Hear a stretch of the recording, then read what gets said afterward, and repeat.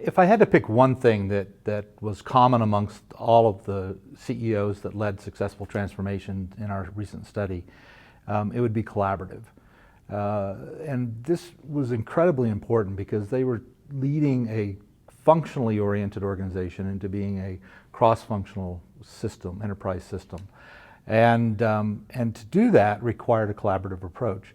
There's an old saying that, none of us are as smart as all of us.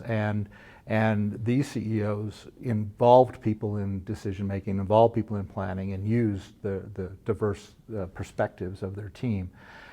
This actually leads to one of the core characteristics of these leaders that was important for collaboration, and that was the combination of they were humble but confident.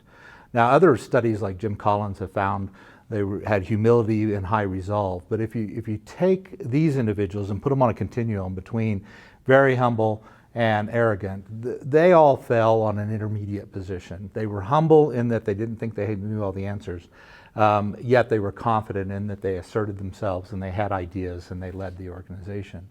A few decades ago, 40 or 50 years ago, airplanes and aviation, we were crashing airplanes due to mechanical failures. But as reliability got better, up and around the 1980s, most of the crashes of major airlines were crew coordination errors.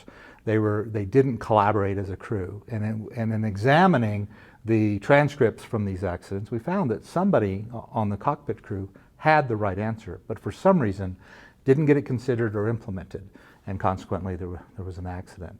So to correct this, in the 1980s, I was teaching at a flight simulator. We were teaching scenarios where we taught them to balance advocacy and inquiry. And that is exactly what these CEOs were doing with their teams, is balancing advocacy and inquiry. The humility part, the humble part, helped them inquire, helped them draw the ideas out of their team and realize that they didn't have all the answers. The confidence part helped them advocate ideas that they had and where they were leading the organization.